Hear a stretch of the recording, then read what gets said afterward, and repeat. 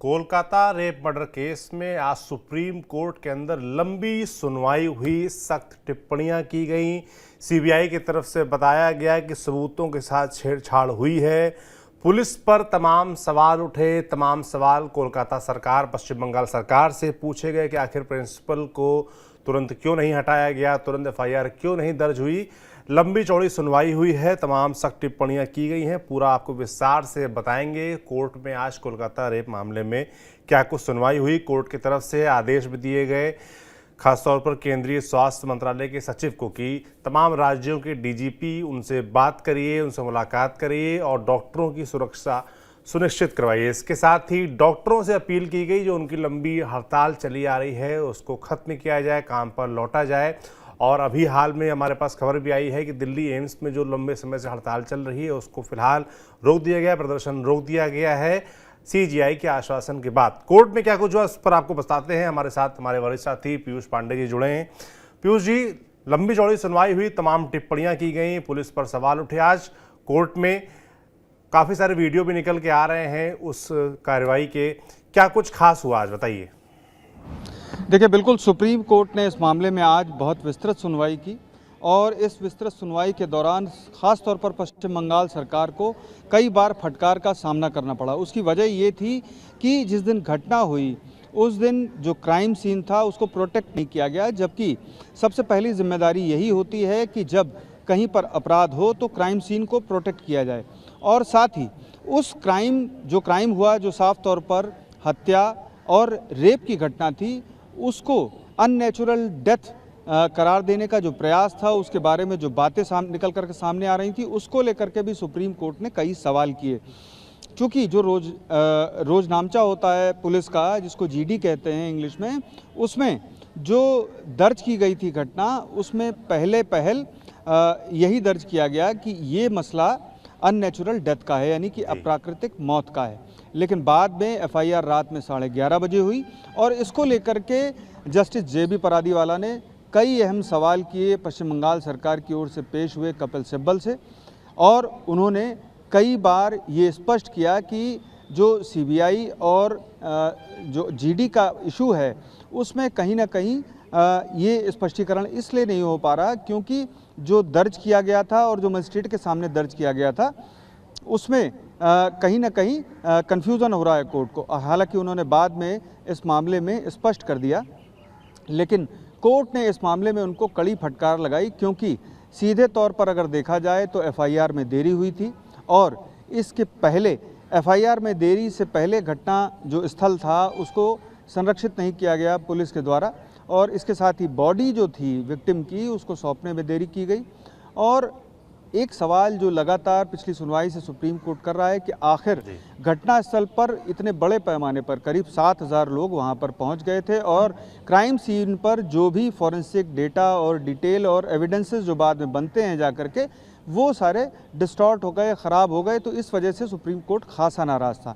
हालांकि सीबीआई ने आज इस मामले में अपनी स्टेटस रिपोर्ट पेश कर दी और जो पश्चिम बंगाल सरकार की पुलिस थी उसने भी अपनी एक स्टेटस रिपोर्ट पेश की, क्योंकि उसकी ओर से शुरुआती जांच की गई थी और जो सॉलिसिटर जनरल हैं उनकी तरफ से आज सीबीआई की ओर से स्टेटस रिपोर्ट पेश की गई और उस स्टेटस रिपोर्ट को बाकायदा तीनों जजेस ने पढ़ा। और चूँकि वो सील कवर में रिपोर्ट थी और अहम बात ये है कि वो रिपोर्ट रेप और मर्डर केस के मामले में है, तो रेप के मामले में थी, इसीलिए उसका सार्वजनिक तौर पर कोई भी चर्चा नहीं की गई कोर्ट की ओर से और ना ही सॉलिसिटर जनरल की तरफ से। और जो खामियां पहले दिन जब ये घटना हुई थी तब अपनाई गई, तब लापरवाही और हिला हवाली की गई जो राज्य सरकार की पुलिस के द्वारा, उसको लेकर के सुप्रीम कोर्ट ने उन्हें कड़ी फटकार लगाई। साथ ही सुप्रीम कोर्ट ने जो डॉक्टर्स हैं जिनकी तरफ से ये मांग की गई कि जो नेशनल टास्क फोर्स बनाई गई है उसको उनकी ओर से सुझाव वो दिए जाएंगे और उन सुझाव को स्वीकार किया जाए। तो सुप्रीम कोर्ट ने कहा कि इस मामले में जो भी आवेदन जिन भी डॉक्टर संघ की तरफ से दाखिल किए गए हैं वो हम नहीं स्वीकार करेंगे, बल्कि नेशनल टास्क फोर्स की ओर से स्वीकार किए जाएंगे। और नेशनल टास्क फोर्स को बाकायदे इस मसले पर सुप्रीम कोर्ट ने अपना निर्देश जारी कर दिया है। तो अब जितने भी संघ हैं या डॉक्टर्स के ग्रुप हैं उनके एक प्रतिनिधि अपनी तरफ से इस मामले में जो राय होगी, मशवरा होगा, वो नेशनल टास्क फोर्स को सौंपेंगे। साथ ही जो मिनिस्ट्री है, हेल्थ मिनिस्ट्री है, उसको निर्देश दे दिया है कि सभी सुझावों को एकत्र करने के लिए और एक जगह पर लाने के लिए ऑनलाइन व्यवस्था करने के लिए एक पोर्टल क्रिएट कर दिया जाए, ताकि आसानी से डॉक्टर्स या उनके प्रतिनिधि इस मामले में सुझाव दे सकें। साथ ही सुप्रीम कोर्ट ने इस मामले में जो पॉलीग्राफ टेस्ट की मांग की गई है सीबीआई की तरफ से आरोपियों पर करने के लिए, उसको लेकर के कंसर्न मजिस्ट्रेट सियालदा को निर्देश जारी कर दिया है कि आप कल शाम यानी कि शुक्रवार की शाम 5 बजे तक इस मामले में उसमें स्पष्ट आदेश जारी कर दें। अब देखना ये होगा कि कल शाम को 5 बजे तक सियालदा में मजिस्ट्रेट क्या ऑर्डर जारी करते हैं। क्योंकि इस मामले में चूंकि सुप्रीम कोर्ट की ओर से निर्देश जारी किया गया है, तो जाहिर सी बात है कि पॉलीग्राफ टेस्ट के जो संबंधित कानून है उसको ध्यान में रखते हुए मजिस्ट्रेट की ओर से इस मामले में निर्देश जारी किया जाएगा। साथ ही सुप्रीम कोर्ट ने इस मामले में सभी राज्यों को ये निर्देश दिया है कि हर एक सरकारी अस्पताल की सुरक्षा व्यवस्था के लिए वो व्यापक स्तर पर व्यवस्था करें और इस मामले में जो डीजीपी हैं कंसर्न, उनसे एक बार चर्चा कर लें, स्टेट के जो डीजीपी हैं उनसे चर्चा कर लें और इस मामले में शामिल रहेगा स्वास्थ्य मंत्रालय भी।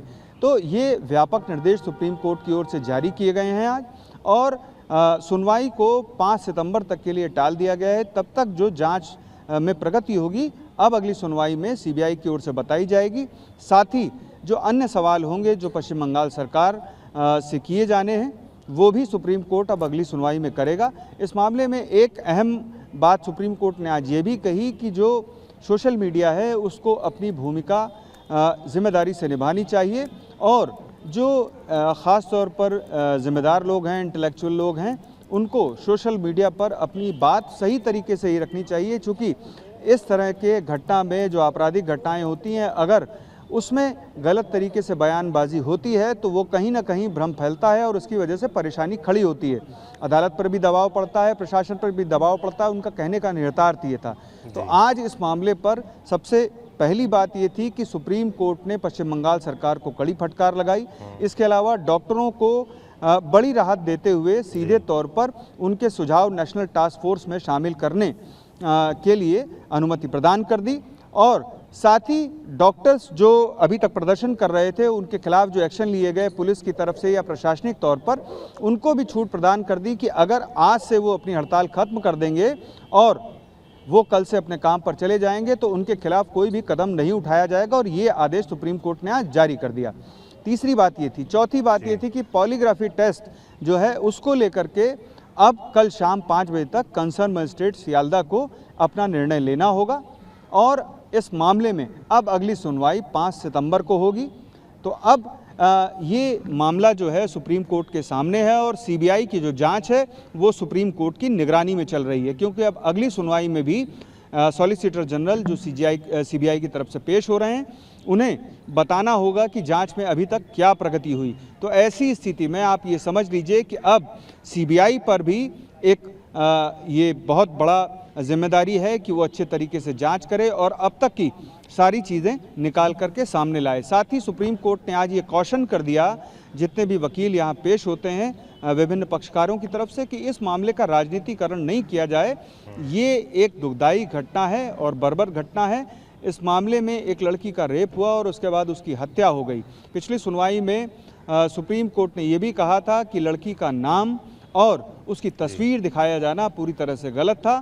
कई जगह पर सोशल मीडिया में उसका नाम और जो पीड़िता थी उसका जो फोटो था वो प्रदर्शित किया गया, तो सुप्रीम कोर्ट ने उस पर भी नाराज़गी जताई थी। और अब इस मामले पर अगली सुनवाई 5 सितंबर को होगी। जी सौरभ।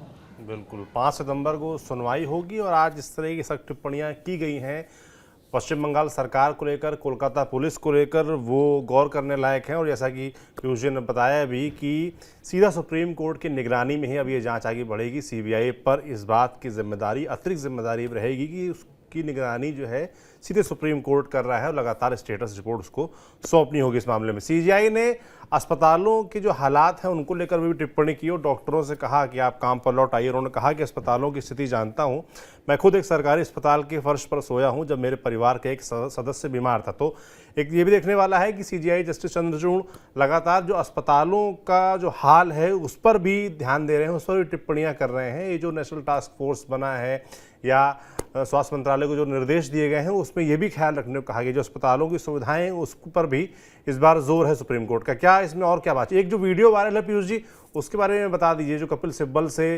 तुषार मेहता कह रहे हैं कि कम से कम हंसिए मत, किसी की जान गई है। बिल्कुल, देखिए सुनवाई के दौरान कपिल सिब्बल एक आर्गुमेंट के दौरान जब मुस्कुरा दिए तब ये जो बात थी वो कही गई सॉलिसिटर जनरल तुषार मेहता की तरफ से कि आप हंसिए मत, इस मामले में एक जान गई है। और तब कपिल सिब्बल ने भी ये स्पष्ट किया कि नहीं, ऐसी बात नहीं है और ये बहुत ही बर्बर और मार्मिक घटना थी जिसको लेकर के वो भी चिंतित हैं और यहाँ पर इसी वजह से पेश हुए हैं ताकि वो स्पष्ट तस्वीर जो है वो रख सकें। और राज्य सरकार की तरफ से पूरी तरह से ये कोशिश की गई कि इस मामले में जो घटना है उसको स्पष्ट तरीके से सुप्रीम कोर्ट के समक्ष रखा जा सके। रहा सवाल कि अब सुप्रीम कोर्ट ने इस मामले में गंभीर रवैया अख्तियार किया है देश के अस्पतालों में डॉक्टरों की सुरक्षा को लेकर के, सुविधाओं को लेकर के, उनके जो कार्य करने के घंटे हैं उनको लेकर के। यही वजह थी कि सुप्रीम कोर्ट में सीजेआई ने सुनवाई के दौरान ये कहा कि डॉक्टर 36 घंटे काम करते हैं। आप समझ सकते हैं कि उनका सेंस क्या था, क्योंकि दिन में 24 घंटे होते हैं तो 36 घंटे यानी कि वो अपनी क्षमता के से कहीं ज़्यादा घंटों तक काम करते हैं। तो ऐसी स्थिति में सीजेआई ने आज ये भी कहा कि उनके कार्य के घंटों की जो अवधि है उस पर भी चर्चा होनी चाहिए और इस पर भी चर्चा होगी। जो नेशनल टास्क फोर्स है उस पर चर्चा करेगी और उसमें डॉक्टरों के सुझाव भी शामिल किए जाएंगे। एक और अहम बात है कि सुप्रीम कोर्ट ने पिछली बार नेशनल टास्क फोर्स गठित करते हुए 13 सूत्रीय सवाल जो थे वो नेशनल टास्क फोर्स के समक्ष भेजे थे। उनमें सभी सुविधाओं का जिक्र किया गया था, यानी कि जो सुविधाएं नहीं होती हैं, ख़ासतौर पर लेडी डॉक्टर्स को बड़ी परेशानी उठानी पड़ती है अगर नाइट ड्यूटी हो तो। ऐसी स्थिति में उनके पास अगर वाहन होता है तो उन्हें अकेले ड्राइव करके जाना होता है और अगर नहीं होता है तो उन्हें किसी पर निर्भर रहना होता है। तो ऐसी स्थिति में उन्हें सरकारी वाहन मुहैया हो, भले ही वो कई लोगों को एक साथ छोड़ता हो जाके, लेकिन उसमें सुरक्षा रहे, ये सेंस था उनका। और इसी तरह से डॉक्टरों पर जो हमले होते हैं उसको लेकर के भी सुप्रीम कोर्ट ने पिछली बार ये सवाल स्पष्ट कर दिया था अपने 13 सूत्रीय सवालों में कि जो तीमारदार हैं वो आकर के डॉक्टरों से लड़ने लगते हैं, हिंसात्मक हो जाते हैं उनके खिलाफ। तो इस स्थिति से बचाव के लिए भी प्रशासन को और राज्य सरकारों को सोचना चाहिए और इसके लिए नेशनल टास्क फोर्स अपने सुझाव देगा। अब देखना ये है कि नेशनल टास्क फोर्स चूँकि 3 हफ्ते में इस मामले पर अपने सुझाव सुप्रीम कोर्ट के समक्ष पेश करेगा तो अगले जो 5 सितंबर है तब तक के लिए 3 हफ्ते पूर्ण हो जाएंगे। तो ऐसी स्थिति में नेशनल टास्क फोर्स की ओर से ये जो सुझाव हैं संभवतः पेश कर दिए जाएंगे सुप्रीम कोर्ट के समक्ष। तब इस मामले में तस्वीर और आगे स्पष्ट होगी कि आखिर डॉक्टर्स क्या कह रहे हैं, उनकी राय क्या है और नेशनल टास्क फोर्स क्या कह रहा है, इस मामले में किस तरीके से व्यवस्थाएं की जा सकती हैं। और अहम बात यह है कि सुप्रीम कोर्ट की ओर से जो अब तक इस मामले में निर्देश दिए गए हैं वो निर्देश पूर्णतः तभी लागू होंगे जब नेशनल टास्क फोर्स अपनी रिपोर्ट कंप्लीट कर लेगा। और रहा सवाल आरजी कार मेडिकल कॉलेज की घटना को लेकर के, तो उस पर सुप्रीम कोर्ट एक पैरेलली सुनवाई कर रहा है जिस पर आज विस्तार से सुनवाई हुई, जिसमें पश्चिम बंगाल सरकार को खासी फटकार सुननी पड़ी। और इस दौरान सॉलिसिटर जनरल ने भी कई मौक़ों पर ये स्पष्ट किया कि राज्य सरकार जो है लगातार इस मामले में लापरवाह रवैया अख्तियार कर रही है। पहले भी जब जांच के दौरान लापरवाही की गई और जिस दिन घटना हुई थी उस दिन भी लापरवाही की गई। हालांकि ये बात पूरी तरह से स्पष्ट नहीं हो सकी कि सीबीआई की तरफ से जो स्टेटस रिपोर्ट दी गई है क्या उसमें भी ये कहा गया है।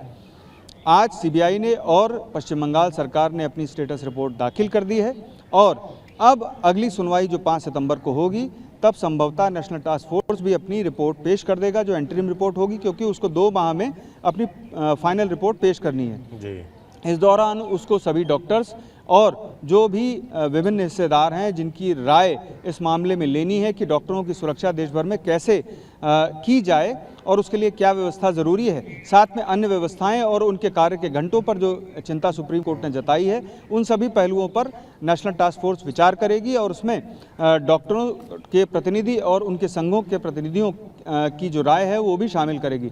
तो ऐसी स्थिति में अब जो 5 सितंबर की सुनवाई होगी वो बहुत अहम होगी और आज ख़ास तौर पर पश्चिम बंगाल सरकार पर जो सुप्रीम कोर्ट ने नाराज़गी जताई है वो पूरी तरह से जायज़ दिखाई देती है, जबकि जिस दिन घटना थी उस दिन जो एक्ट किया गया पुलिस की तरफ से वो नाकाफ़ी था, क्योंकि क्राइम सीन को प्रोटेक्ट नहीं किया गया, एफआईआर देर में की गई, बॉडी देर में सौंपी गई।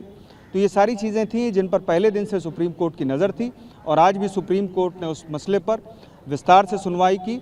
और क्योंकि पहले दिन कपिल सिब्बल ने ये स्पष्ट किया था कि ये सारी चीज़ें सही नहीं हैं और इस मामले में वो लिखित तौर पर सारी चीज़ें पेश करना चाहते हैं, तो जब आज लिखित तौर पर उन्होंने पेश कर दिया तब सुप्रीम कोर्ट ने फिर से एक बार उनसे स्पष्टीकरण लिया। और ये भी संभावना बनती है कि अगली बार जब रिपोर्ट सीबीआई पेश करेगी तो उसमें एक नोट ये भी शामिल करेगी कि पहले दिन किस तरह का कंडक्ट पश्चिम बंगाल सरकार का था, क्योंकि आज सुप्रीम कोर्ट ने ये स्पष्ट कर दिया था कि पश्चिम बंगाल पुलिस का जो कंडक्ट था वो ठीक नहीं था और ऐसी स्थिति में जबकि इतनी बड़ी घटना हुई हो और क्राइम सीन को प्रोटेक्ट नहीं किया गया हो, तो ये बहुत बड़ा लैप्स है और इसी को लेकर के सुप्रीम कोर्ट ने आज कड़ी नाराज़गी जताई। जी सौरभ। बिल्कुल, सुप्रीम कोर्ट ने आज सख्त रवैया अपनाया, नाराज़गी जताई और जैसा कि पीयूष जी बता भी रहे थे, जस्टिस पारदीवाला की एक टिप्पणी खूब चर्चा में है, वायरल हो रही है कि उन्होंने कहा कि ऐसी लापरवाही उन्होंने अपने 30 साल के करियर में किसी केस में नहीं देखी। तो आप समझ सकते हैं कि किस तरह की लापरवाही हुई है। सीबीआई ने अपनी स्टेटस रिपोर्ट में ये बात एक्सेप्ट की है कि हाँ, सबूतों के साथ, क्राइम सीन के साथ छेड़छाड़ की गई है। तो ये सब बातें हैं। सुप्रीम कोर्ट में लंबी कार्रवाई चली और 5 सितंबर को इस मामले की सुनवाई होगी। हमारी लगातार नज़र इस पूरे मसले पर बनी हुई है। पीयूष जी, बहुत बहुत धन्यवाद आपका तमाम जानकारियों के लिए। बाकी इस पूरे मसले पर लगातार हमारी नज़र बनी है। कोलकाता रेप केस के मसले पर पूरा देश नाराज़ है, गुस्से में है। डॉक्टर्स खास तौर पर लगातार प्रदर्शन कर रहे थे। सीजीआई ने उनसे रिक्वेस्ट की कि हम इस मामले को लेकर सीरियस हैं, आप चिंता मत करें, हम ध्यान दे रहे हैं, हम सुनवाई कर रहे हैं, आप वापस काम पर लौट जाइए। और ज़्यादातर डॉक्टर्स, ऐसी खबर आ रही है कि ये बात मान रहे हैं। तो 5 सितंबर की सुनवाई पर हमारी नज़र रहेगी। जो भी अपडेट्स आते हैं आप तक हम ज़रूर पहुँचाएंगे। आप देखते रहिए TV9 डिजिटल। शुक्रिया।